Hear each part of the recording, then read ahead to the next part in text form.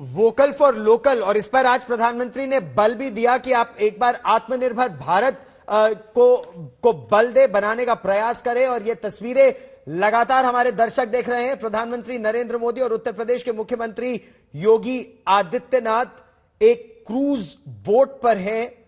पर्यटन को, धार्मिक पर्यटन को बढ़ावा देने का बड़ा प्रयास। और घाट से ये तस्वीरें देखिए, कैसे बड़ी संख्या में लोग घाटों पर भी खड़े हैं।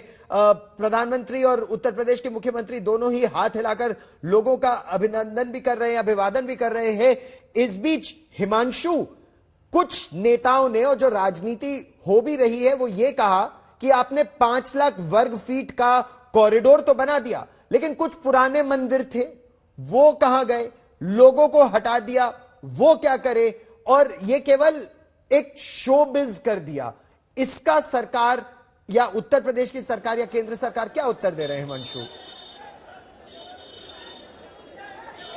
देखिए, बिल्कुल अब इसको लेकर तो सवाल उठेंगे, लेकिन जो भक्त हैं उनको बड़ी खुशी है। काशी विश्वनाथ मंदिर में जिस तरीके की भव्यता दिख रही है, जो दिव्य काशी था अब वो दिख रहा है, तो उसको लेकर सवाल उठ रहे हैं कि छोटे छोटे मंदिर कहां गए।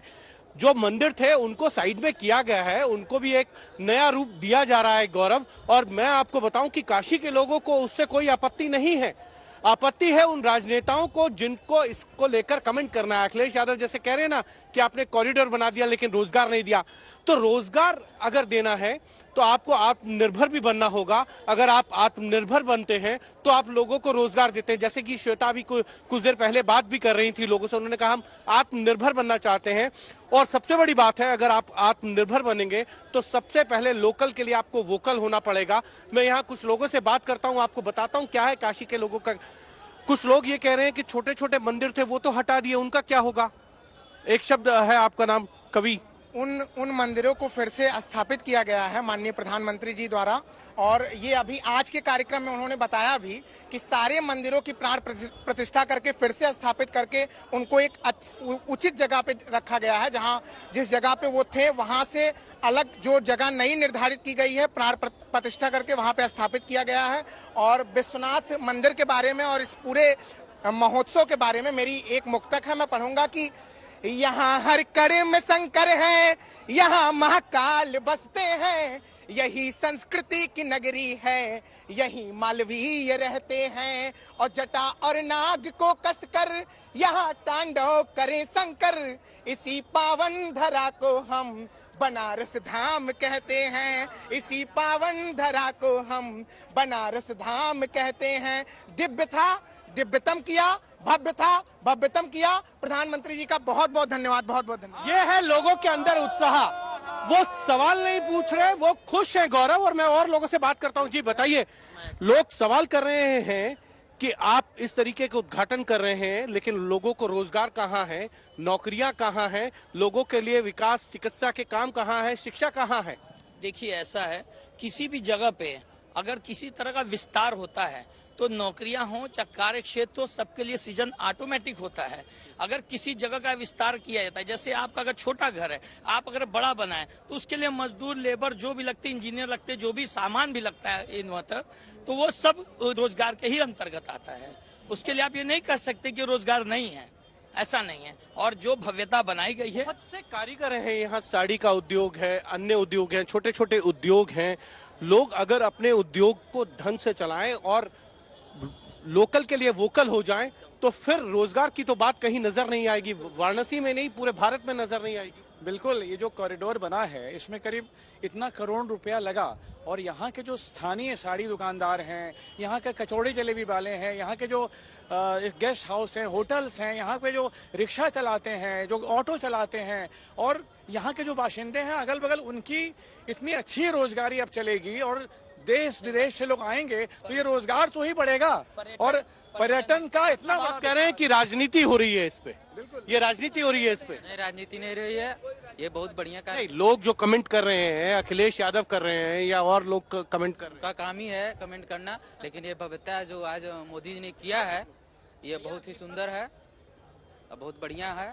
और हम लोग आए हैं यहाँ आज माँ गंगा के लिए। आज आदरणीय मोदी जी ने इतना बढ़िया परियोजनाएं लाए हैं। 30,000 करोड़ की परियोजना के तहत ये गंगा का काम हो रहा है। मैं नमामि गंगे का काम यहाँ देखता हूँ, गंगा सेवा करता हूँ।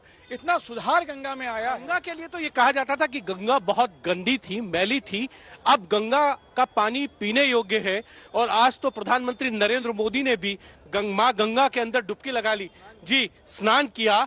क्या आपको लगता है कि अब गंगा का पानी जो है बहुत स्वच्छ हो गया है?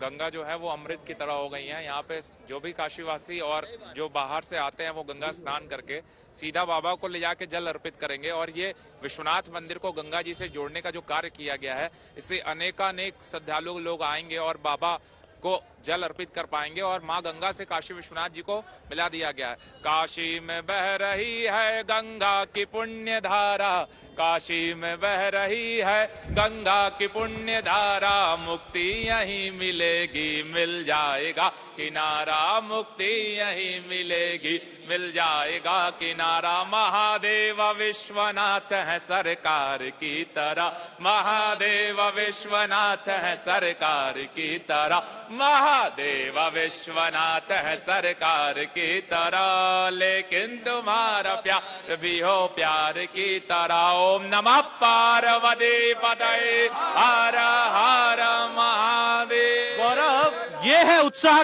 काशी के लोगों का, ये है उमंग, क्योंकि पिछले 7 सालों में काशी का हो गया है बहुत सा कायाकल्प।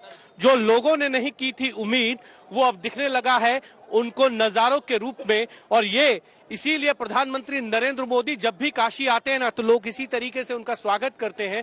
और प्रधानमंत्री भी स्वागत का जवाब जो है वो नजरें झुका के लोगों से उसी तरीके से, उसी अंदाज में उनका रिप्लाई भी करते हैं। और यही कारण है कि काशी के अंदर अब ये कहा जा सकता है कि जो विकास कार्य हो रहे हैं वो क्योटो की तरफ जाने के हैं। जो प्रधानमंत्री नरेंद्र मोदी ने कहा था कि काशी को क्योटो बनाना चाहिए, अब उसी दिशा में ये विकास कार्य जा रहे हैं। जिस तरीके से लोग यहाँ पर कह रहे हैं, उन्होंने इस तरीके के विकास कार्य की कभी कल्पना भी नहीं की थी और इसीलिए ये अविश्वसनीय कार्य है हो रहे हैं और लोग इससे अति उत्साहित हैं और खुश भी हैं।